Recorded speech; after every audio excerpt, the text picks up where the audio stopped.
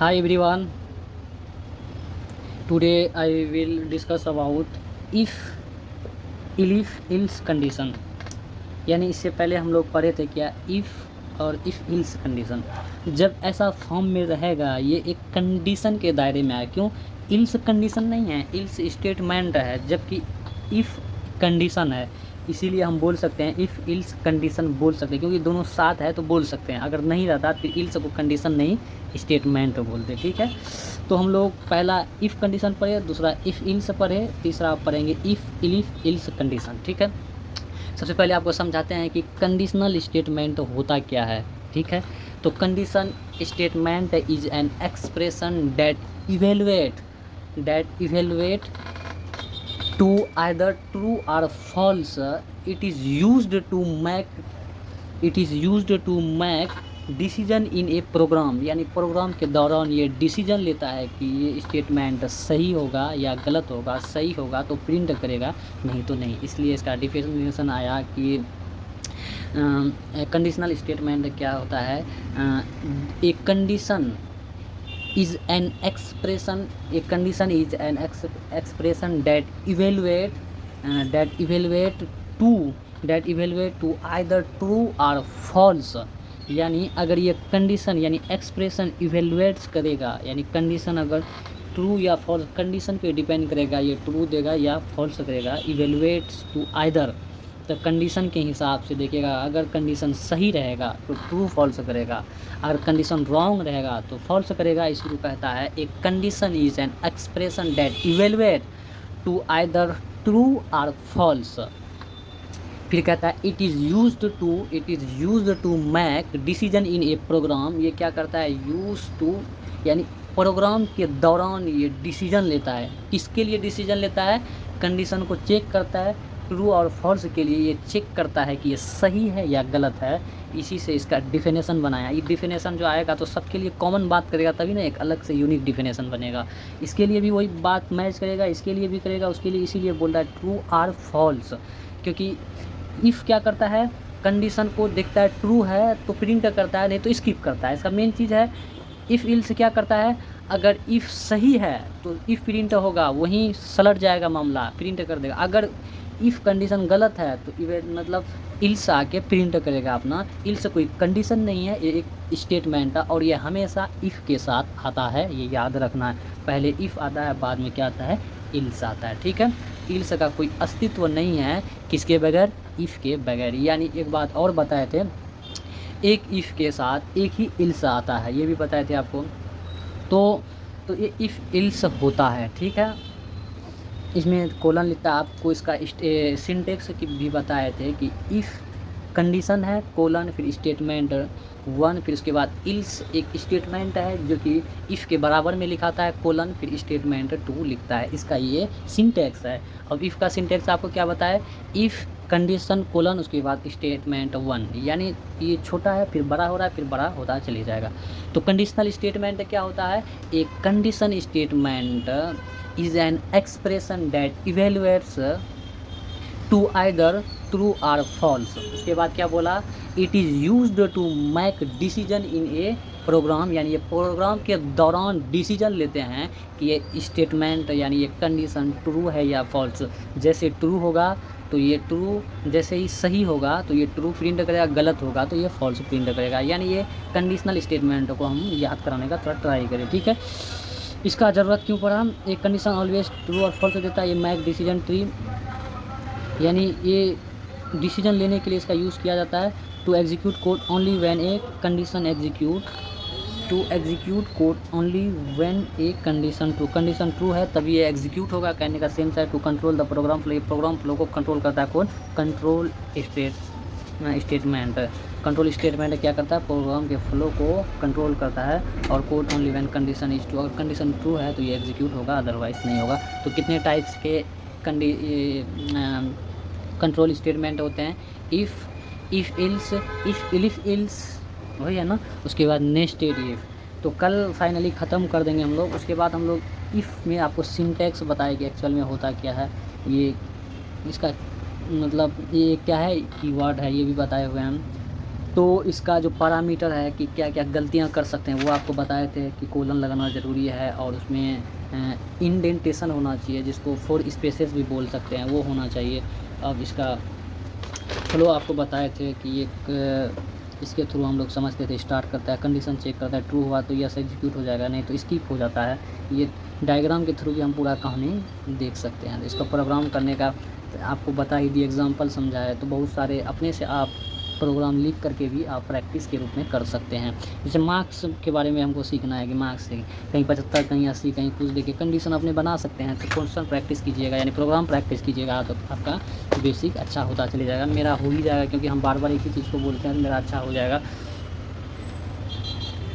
तो चीज़ में ध्यान देना। अब हम लोग इफ़ इल्स पढ़े थे, तो इफ़ इल्स का क्या बताए। इफ़ इल्स क्या होता है, इल्स एक कंडीशन नहीं है, एक स्टेटमेंट है, इफ़ कंडीशन है।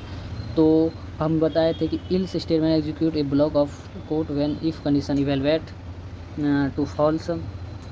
यदि कंडीशन इफ़ कंडीशन फॉल्स आता है तभी इल्स एग्जीक्यूट होगा, अदरवाइज़ नहीं होगा। याद रखना है, जब तक इफ़ फॉल्स नहीं होगा ये कंडीशन एग्जीक्यूट नहीं होगा। ठीक है, इसका सिंटेक्स बताया। अभी हम लोग के पास उतना टाइम है, जो ज़रूरत वाला चीज़ है वो बोलते चले जाएंगे। ओनली वन ये आता है, मस्ट कम सबसे पहले क्या आता है, इफ़, उसके बाद ये आता है, ये कीवर्ड है, समझ में आ रहा है।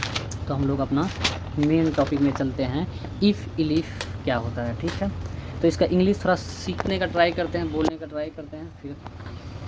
तो if elif else statement is used to check multiple conditions. The first condition that is true execute. अगर पहला कंडीशन ट्रू होगा तो एग्जीक्यूट हो जाएगा। क्या कहता है, if else statement is used to check multiple condition, यानी क्या करता है, इफ़ इलिफ एल्स क्या करता है, ये मल्टीपल कंडीशन को चेक करता है।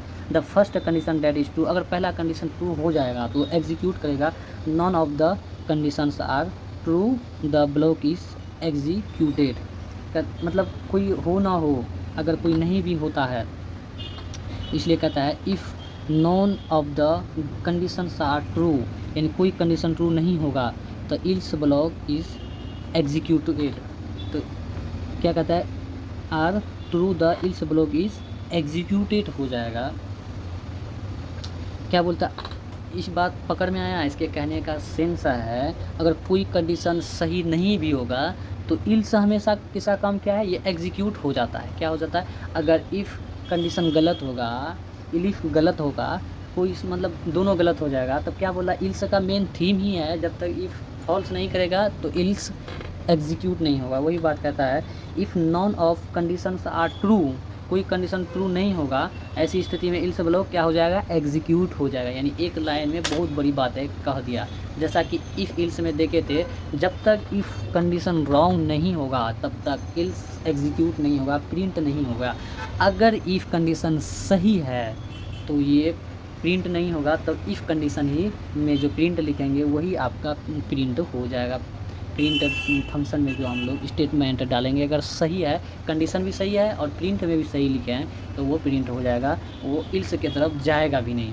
अगर इफ़ कंडीशन गलत है, अगर वो कंडीशन सही भी है, प्रिंट गलत बोल रहा है, प्रिंट में हम लोग फॉर एग्जांपल एक वोट के पर्पज से लिखे कि अगर वो बोल रहा है कि कंडीशन बोल रहा है एलिजिबल है, प्रिंट बोल रहा है ये नहीं है एलिजिबल, अगर इल्स बोल रहा है एलिजिबल है तो इल्स वाला पार्ट प्रिंट हो जाएगा। ये था इसका कहानी। अगर इफ़ और इलिफ दोनों गलत जाएगा तो इल्स अपना प्रिंट कर देगा। तो इससे रिलेटेड हम लोग देखेंगे क्या बोला, इफ़ इलिफ स्टेटमेंट का उपयोग तब किया जाता है जब एक से अधिक कंडीशन को चेक हो। कब किया जाता है इफ़ इलिफ का उपयोग, सबसे पहले जानना यही ज़रूरी है कि कब हम लोग इसको यूज़ कर सकते हैं। आपको मालूम होना चाहिए ना कि कब इसका यूज़ कर सकते हैं। कहता है ये इफ़ इलिफ कंडीशन तब हम लोग मतलब यूज़ करेंगे जब बहुत सारे कंडीशंस होंगे, तब इसका यूज़ करेंगे। सबसे अच्छा इसका एडवांटेज क्या है कि हम लोग इलिफ को ज़्यादा बार लिख सकते हैं, ज़्यादा कंडीशंस बना सकते हैं, यानी एक से अधिक टाइम लिख सकते हैं। किसको, इलिफ को। हम लोग जैसा कि इफ़ को भी लिख सकते हैं ज़्यादा कंडीशंस बना के, जितना लिखेंगे उतना ही मतलब हम लोग इल्स लिखेंगे। इल्स या तो अगर सही बोलेगा तो वो प्रिंट होगा, नहीं तो दूसरा प्रिंट होगा। ठीक है, इसका कहानी है। तो Python checks all the condition from top to bottom. Python में क्या करता है, जब इफ़ इलिफ इल्स पढ़ते हैं हम लोग, तो ये क्या करता है, शुरू से लेकर आखिरी तक सारा कंडीशन चेक करता है, टॉप टू बॉटम मतलब ऊपर से नीचे तक, ये इसका सेंस है। ठीक है, क्या करता है, ये ऊपर से नीचे तक कंडीशन चेक करता है, कौन, इफ़ इलिफ इल्स। ठीक है, उसके बाद तो ये इफ़ इलिफ का उपयोग हम लोग कब कहाँ करते हैं, बहुत सारे कंडीशन को चेक करने के लिए किया जाता है। ठीक है, जब इफ़ इलिफ कंडीशन दोनों फॉल्स करेगा तो कौन सा प्रिंट करेगा, इल्स। कंडीशन नहीं है, एक स्टेटमेंट है। कभी क्वेश्चन में पूछ सकता है इल्स क्या है, कंडीशन है या स्टेटमेंट है। आप अगर हमसे पढ़े रहिएगा तो आप बताइएगा ये that is statement not a condition, condition नहीं है। ठीक है, as soon as it finds the first condition that is true. अगर फर्स्ट कंडीशन आपका ट्रू हो गया, it executes block of corresponding block of code. तो इसके कहने का सेंस है कि अगर as soon as it finds the first condition that is true, अगर पहला कंडीशन ट्रू होगा तो सारा कंडीशन को ये आगे जो हम लोग लिखेंगे उसको इग्नोर करके प्रिंट कर देगा, सीधा बात। एक ज़रा दिमाग नहीं लगेगा, उसको कोई फ़र्क नहीं पड़ता आप कितना सारा कंडीशन लगा है। पहले ही अगर उसको क्या कहता है, पहले कंडीशन ही सही मिल गया तो वो आगे थूकेगा भी नहीं, मतलब जाएगा भी नहीं, उसको कोई मतलब नहीं है आगे के कंडीशन से, वो प्रिंट कर देगा। अगर सही भी होगा तो भी इसी को प्रिंट करेगा जब पहले वाला ये इसको मिलेगा। समझ में आया? इसीलिए इंग्लिश में बोलता है as soon as it finds the first condition that is true, it executes the corresponding block of code, यानी बाकी ब्लॉक ऑफ कोड को करस्पॉन्ड हो जाएगा, यानी उसको इग्नोर करके इसको प्रिंट करेगा, उसको ऐसे ही छोड़ देगा। ठीक है, आज समझ में आया? अब आगे चलते हैं। तो हम लोग इससे जो इफ इलिफ से पॉइंट पकड़ में आता है तो वो भी तो ध्यान में रखना है, क्या क्या पकड़ में आ रहा है। तो हम लोग को पकड़ में क्या आया, इफ़ इलिफ क्या है, इफ़ इलिफ इल्स, ये भी एक कंडीशन है। और इसके बारे में अगला पॉइंट क्या बोलते हैं, ये भी एक कीवर्ड है। ये तो सारे ही कीवर्ड हैं। तो ये ऐसा नहीं बोलते हैं जैसे इल्स का स्टेटमेंट था कि कहने का कि जब तक इफ़ नहीं आएगा इल्स का कोई अस्तित्व नहीं होगा, इल्स लिखाएगा ही नहीं जब तक कि इफ़ नहीं आए। उस तरह हम लोग इसमें इल्स इफ़ इलिफ इल्स में नहीं बोल सकते। यानी फॉर एग्जांपल इलिफ में है, इलिफ में नहीं बोल सकते हैं कि जब तक इफ़ नहीं आएगा तो इलिफ नहीं लिखाएगा। तो इलिफ भी एक तरह का क्या है, कंडीशन स्टेटमेंट है। ठीक है, तो आगे देखेंगे क्या है यहाँ, जैसा कि हम लोग सिंटेक्स में देखें क्या है, इलिफ भी एक कंडीशन है, जबकि इल्स क्या है, स्टेटमेंट है। एक इफ़ के साथ कई सारे इलिफ आ सकते हैं। ठीक है, तो इलिफ क्या है, एक तरह का ये भी कंडीशन है। ठीक है, आपको याद, अब इसमें पकड़ में क्या आया, इलिफ एक कंडीशन है, इलिफ एक कीवर्ड है।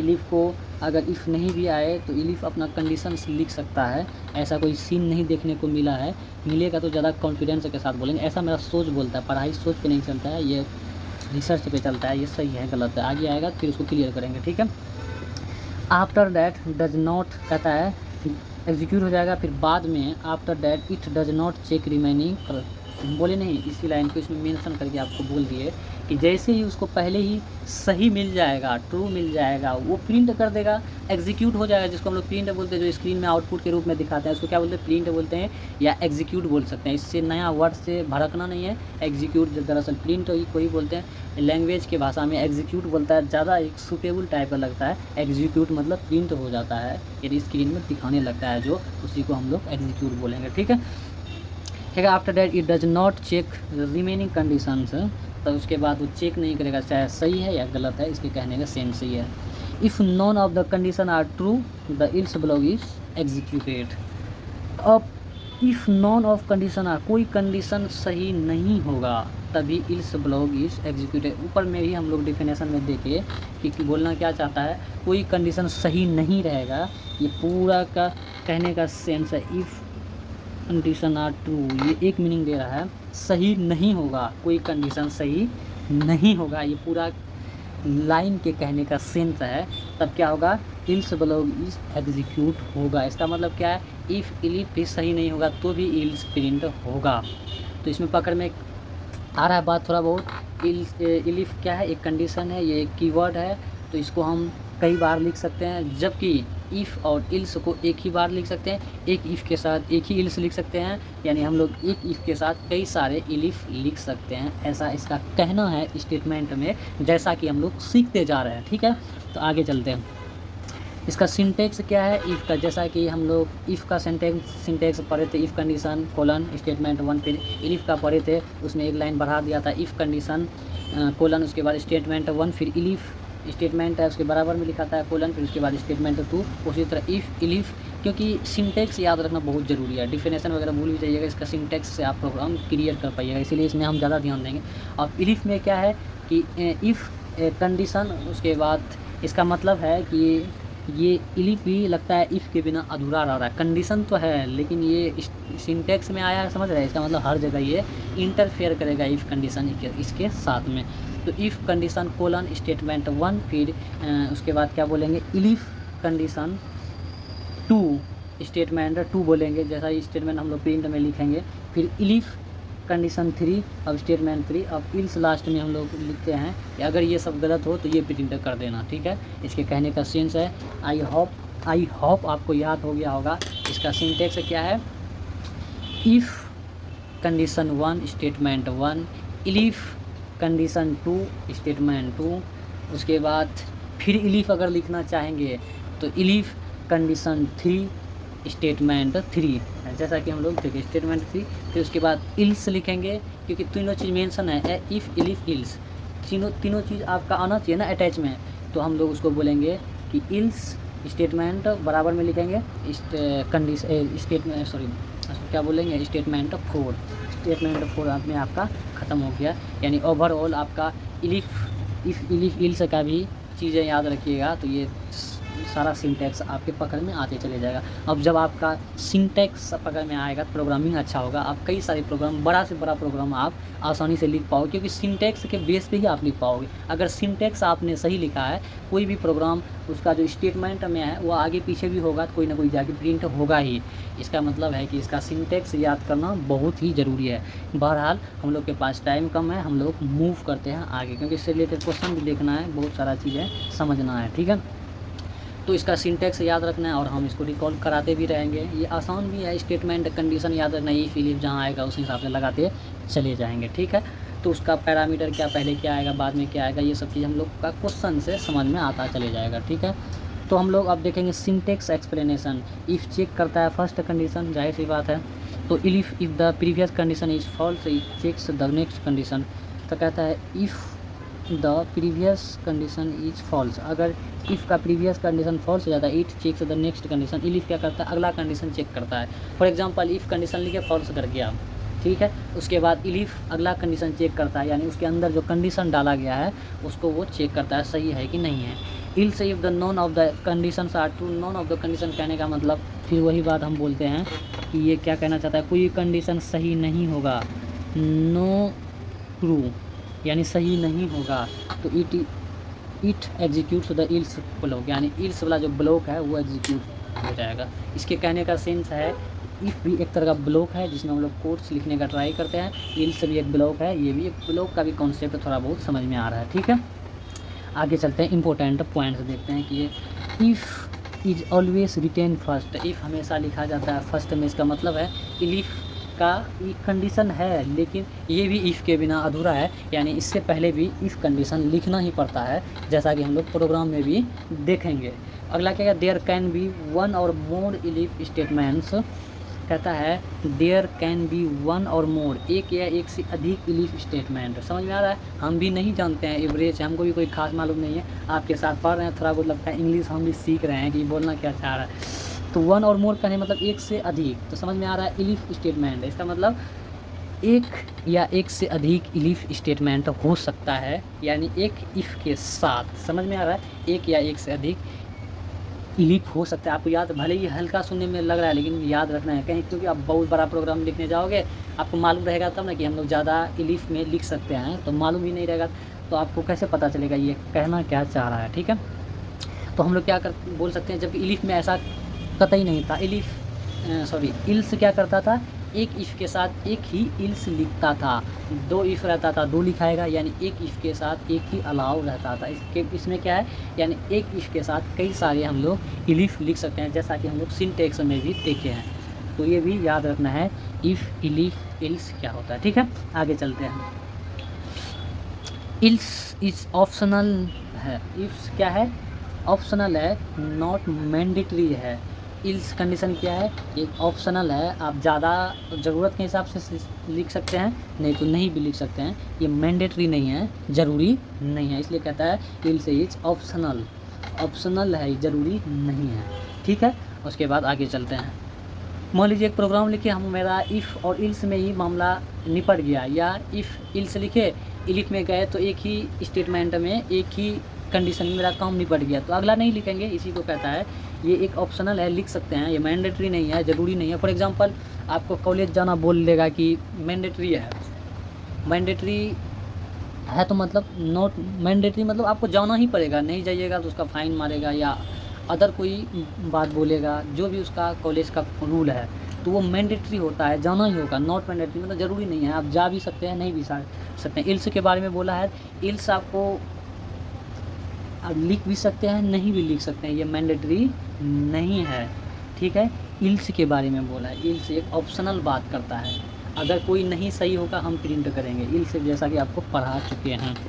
आगे चलते हैं। The else block is executed only when all condition are true. तो ये क्या करेगा, ये एग्जीक्यूट होगा कब, only when all conditions are false. False बोल के यही माइंड को अलग कर दिया, पहले तो सही आ रहा था। ऑल कंडीशन फॉल्स करेगा, ऑल कंडीशन आपका रॉन्ग होगा तो ये पोर्शन एग्जीक्यूट हो जाएगा, अदरवाइज एग्जीक्यूट नहीं होगा। ये इल्स की कहानी से हम लोग सीखे। ठीक है, अब आगे चलते हैं। अब हम लोग एक फ्लो के थ्रू जानने का स्टार्ट करते हैं प्रोग्राम। इफ़ क्या करता है, चेक करता है कंडीशन, अगर सही है तो ट्रू लिखता है, ट्रू लिखेगा तो कंडीशन प्रोग्राम एग्जीक्यूट हो जाएगा। ठीक है, अगर नहीं किया तो अलग आगे जाएगा, चेक करेगा इलिफ के पास, इलिफ देखेगा कि सही है तो अगर ट्रू रहेगा यस कंडीशन इज एग्जीक्यूट करेगा, अदरवाइज नो, तब ये इल्स पार्ट में चले जाएगा, वो एग्जीक्यूट करेगा। एक फ्लो है समझने का। इफ़ क्या करता है, इसका मतलब है अगर, इस बताए हैं। इल्स क्या करता है, नहीं तो। इल्स क्या करता है, अगर ये नहीं तो ये कर लो। ठीक है, इसके कहने का सेंस है। अब हम लोग फाइनली प्रोग्राम में एंट्री करते हैं। अब एंट्री करने के बाद हम लोग जानते हैं एक मार्क्स है 82। अब एक कंडीशन इफ़ क्या लिखा कि 90 से ज़्यादा है क्या, नहीं है, गलत हो जाएगा, ये फॉल्ट है, ये प्रिंट नहीं करेगा। ठीक है, फिर कहता है 75 से ये ज़्यादा है क्या, ग्रेटर देन इक्वल टू है, जैसा कंपेरिजन ऑपरेटर में पढ़े थे, अगर ज़्यादा है तो ये प्रिंट कर दो। हालांकि ये भी सही है, इलिफ कंडीशन ज़्यादा है, लेकिन हम क्या बताएं, अगर इसको फर्स्ट में ही सही मिल गया, बाद में भी सही है, तो ये फर्स्ट वाले को प्रिंट करेगा, बाद वाले को तरजीह नहीं देगा। मान लीजिए मेरा एक जगह मार्क्स आ रहा है 85, अगर पहला जब फर्स्ट टाइम हम लिखे, फिर दूसरा टाइम एग्ज़ाम लिखे तो मेरा आया क्या 60, तो हम 85 को लेंगे कि 60 को लेंगे, जाहिर सी बात है 80 को ले लेंगे, 80 प्लस जो है 60 में का है, वही बात यहाँ है। पहले जो अच्छा मार्क्स रहेगा वही लेगा, बाद में इसके बारे में नहीं बता सकते, अगर अच्छा भी रहेगा तो ये प्रिंट करेगा कि नहीं, क्योंकि प्रोग्राम है, ज़्यादा एडवांस ज्ञान नहीं दे सकते। क्या कहा, अदरवाइज ये फेल करेगा, ये कंडीशन सारा गलत हो जाएगा, ये क्या हो जाएगा, फेल प्रिंट। यही मेरा कंडीशन सही हो गया तो आपको ग्रेड बी मिल गया। ठीक है, वैसे ही अगला एग्जांपल क्या है, एज है 15 ईयर और उसके बाद क्या है 16 ईयर से ज़्यादा है, नहीं है, तो ये फॉल्स चले जाएगा। फिर उसके बाद है 18 से ज़्यादा है क्या, इलिफ में लिखता है, इलिफ भी एक कंडीशन बनाता है अपना, ये अडल्ट हो जाएगा, ये भी कहता है नहीं है ज़्यादा, अडल्ट भी ये नहीं होगा। क्या बोलता है 13 से ज़्यादा है, कहता है हाँ सही है, ये कंडीशन जैसे ही सही है टीनेजर में प्रिंट कर देगा, ये बच्चा अभी टीनेजर है, ये अभी एडल्ट नहीं हुआ है। ठीक है, ये समझ में आ गया प्रोग्राम की। आप लिख सकते हैं अपना कंडीशंस, आपको कंपैरिजन ऑपरेटर का नॉलेज होना चाहिए। आप एक एज लिखिए या एक मार्क्स लिखिए, उसके बेसिस पे कई सारे लाइन इफ़ इलिफ के बेस पे आपको लिखने के लिए आना चाहिए। तो ये आपको मालूम होना चाहिए, इफ़ भी एक कंडीशन लिखता है, इलिफ भी एक कंडीशन लिखता है, और इल्स एक मैंडेटरी नहीं है, आप उसमें लिख सकते हैं। अगर पूरा कंडीशन गलत लिख रहे हैं तो ये प्रिंट करेगा। अब इसका ज़रूरत क्यों पड़ा हम लोग धीरे धीरे जानेंगे, आप हमसे जुड़े रहिए। ठीक है, तो आगे चलते हैं, ये क्या हो जाएगा, टीनेजर प्रिंट करके दे देगा। ठीक है, ऐसे ही एक नंबर लिए 0, उसके बाद क्या कहा, अगर ये नंबर 0 से कम है तो जाहिर सी बात है ये निगेटिव होगा, अगर 0 से कम होगा, प्रिंट लिखा पॉजिटिव, गलत बात बोल रहा है ना, तो ये कम रहेगा 0 से तो ये निगेटिव में जाएगा, फॉल्स बोला। इलिफ क्या कहता है, अगर ये 0 जो है 0 बड़ा है, नंबर 0 से बड़ा तो नहीं है, इक्वल है, तो असाइनमेंट यानी ये असाइनमेंट ऑपरेटर का यूज़ करना था, तो तब रहता, कहता है निगेटिव प्रिंट करो, लेकिन ये भी गलत है। क्या है, ये भी गलत है। तब क्या कहा है, ये भी गलत, ये भी गलत, तब ये इल्स वाला पार्ट आपको 0 प्रिंट कर, क्योंकि ये 0 है ही। तो क्या बोला, जब ये तीनों कंडीशन, क्या बोलता है, if none of all condition are false, क्या बता रहा था लाइन, हाँ, if none of the conditions are true, none of the condition are true, true मतलब नॉन का मतलब नहीं होगा, एक नॉन थोड़ा कन्फ्यूजन करता है, हमको भी हमेशा कन्फ्यूजन रहता है, none of all condition are true यानी ट्रू नहीं होगा, इसके कहने का सेंस है, तो ये क्या करेगा, इल्स पार्ट प्रिंट करेगा, ये जैसा कि आपको सामने में प्रिंट होके शो हो रहा है, ठीक है। तो अगला देखिए, तो अब टेम्परेचर के थ्रू जाने का, अगर मान लीजिए टेम्परेचर 38 डिग्री सेल्सियस है फॉर एग्जांपल, इफ़ कंडीशन लिखा है कि ये 40 से क्या ज़्यादा है, लिख सकते हैं हम लोग। उसके बाद क्या करता है, क्या ये हाई फीवर करेगा, अगर ज़्यादा है 40 से तो ये क्या करेगा, हाई फीवर शो करेगा, जबकि ये ज़्यादा नहीं है, कम है, यही ये गलत हो जाएगा, यहाँ से काट करके इसको हटा देगा। अब अगला में चले जाएगा, ये टेम्परेचर डायरेक्ट यहाँ लेके अपना स्टेटमेंट चले जाएगा, ये क्या है 37 से ज़्यादा है, जैसे ये ऐसा करके मिलेगा 37, देखेगा नहीं ये तो सही बोल रहा है ट्रू, यहाँ क्या बोल रहा था, ये क्या गलत बोल रहा था, जैसे देखेगा ये ट्रू बोल रहा है तो इसका बगल वाला में क्या नॉर्मल फीवर कहेगा, हाँ ये बेचारे को नॉर्मल फीवर है, ज़्यादा हाई नहीं है, तो प्रिंट करके आपको दे देगा नॉर्मल फीवर। अदरवाइज़ ये भी गलत होता तो नॉर्मल फीवर आगे भी था, ये नॉर्मल फीवर आपको प्रिंट करके दे देगा, या लेस मतलब फीवर भी, टेम्परेचर है ना, टेम्परेचर किसमें डिपेंड करता है, फीवर पे, ठीक है। तो ये आपको प्रिंट करके दे देगा, यानी ओवरऑल हम लोग जो सुने ये इफ़, इलिफ और इल्स का कहानी था, जबकि हम लोग इफ़ इलिफ में क्या सीखे कि ये भी एक कीवर्ड है, उसके बाद हम लोग क्या सीखे, ये एक कंडीशन भी है, और अगला इसके बाद क्या सीखे कि इसमें बहुत सारे कंडीशन यानी एक से ज़्यादा इलिफ लिख सकते हैं, क्या कर सकते हैं, एक से ज़्यादा इलिफ लिख सकते हैं, उसके एक इफ़ के साथ ज़्यादा इलिफ से लिख सकते हैं, ये भी सीखे। उसके बाद हम लोग क्या सीखे, एक फ्लो डायग्राम के थ्रू पहले इफ़ कंडीशन ट्रू हो जाएगा तो इफ़ एग्जीक्यूट होगा, अदरवाइज़ आगे कंडीशन यानी अगला ब्लॉक में घुस जाएगा, तो चाहे वो सही हो गलत हो, अगर पहला कंडीशन सही है तो ये पहला ही एग्जीक्यूट हो जाएगा, नहीं तो ये आगे जाएगा इलिफ में, ठीक है। और इलिफ में हम लोग क्या सीखें कि ये तीनों गलत रहेगा तब आपका चले जाएगा इल्स ब्लॉक जाके प्रिंट होगा, यानी इसका ये कहानी सीखे। और इसका सिंटेक्स मेन याद रखना है कि पहले इसमें भी मतलब ये इफ़ के बिना अधूरा है, इफ़ के साथ इलिफ आएगा तो इसका कंडीशन मतलब सिंटेक्स क्या है, इफ़ कंडीशन कोलन, फिर उसके बाद statement 1 elif condition colon statement 2, फिर उसके बाद अगला इलिफ भी लिख सकते हैं, इलिफ कंडीशन यानी कंडीशन 3 हो गया, वो कंडीशन 3 फिर स्टेटमेंट 3 हो जाएगा, फिर उसके बाद लास्ट में क्या आता है, इल्स कंडीशन नहीं है स्टेटमेंट आपका हो जाएगा, यानी इल्स कोलन स्टेटमेंट आ जाएगा। यानी हम लोग इतने सारे बात सीखे और प्रोग्रामिंग के ज़रिए देखे कि कोई भी एक पहला कंडीशन अगर सही मिलता है पहला ही प्रिंट करता है, जैसा कि पहला नहीं मिलेगा तो अगले मूव करेगा, उसको रिमूव कर स्किप कर देगा, अगला प्रिंट वो भी गलत है तो उसका अगला जाके प्रिंट होगा, वो भी गलत है तो लास्ट में इल्स जाके प्रिंट होगा, जैसा कि हम लोग प्रोग्राम में देखे, पहला भी देखे, दूसरा भी देखे, तीसरा भी करके देखिए। इससे रिलेटेड आप प्रोग्राम चाहे तो लिख सकते हैं, प्रोग्राम लिखना बहुत आसान है। सबसे पहले मान लीजिए आप टेम्परेचर ले रहे हैं तो एक टेम्परेचर 50 डिग्री मान लीजिए ले लेते हैं, तो प्रोग्राम सीखना है ना। उसके बाद इफ़ में कंडीशन लिखेंगे, कंपेरिजन ऑपरेटर का यूज़ करेंगे, तो उसमें मान लीजिए TEMP लिए हैं टेम्परेचर, TEMP लिखेंगे, ग्रेटर देन लेस देन, अगर ज़्यादा कम है उसमें एक कंडीशन लिखेंगे, फिर प्रिंट अपने मन से जो समझ में आएगा वो लिखेंगे, फिर अगले चले जाएंगे इलिफ में एक कंडीशन लिखेंगे, अगर वो गलत है एक सही लिखना पड़ेगा, एक गलत, अगर सही ऊपर ही रहेगा तो ऊपर ही प्रिंट हो जाएगा, लिखना बेकार है। अगर हम चाहते हैं सेकंड वाला प्रिंट हो, सेकंड वाला सही कंडीशन लिखेंगे फिर प्रिंट करेंगे, ये वाला प्रिंट अगर इसको भी हम लोग गलत लिखेंगे तो ये अगला चले जाएगा इल्स कंडीशन में, इल्स वाला आपको प्रिंट हो जाएगा। ये ओवरऑल इसका ये कहानी था। तो लास्ट में हम बोलेंगे कि कंडीशनल स्टेटमेंट क्या होता है। तो conditional statement is an expression that execute to either true or false. It is used to decision in a program, यानी प्रोग्राम के दौरान ये डिसीजन लेता है, इसी को हम लोग क्या कहते हैं, कंडीशनल स्टेटमेंट। तो आज के लिए इतना ही। अब हम लोग अगला जानेंगे कल लास्ट वीडियो में नेस्टेड इफ़। अब नेस्टेड इफ़ क्या रोल करता है उसके बारे में हम लोग सीखेंगे, फिर उसके बाद आगे बढ़ेंगे। हमको लगता है थोड़ा नॉलेज आपको आ रहा है कि ये करना क्या, ये होता क्या है, ठीक है। तो आज के लिए इतना ही। तो thank you for watching in this video.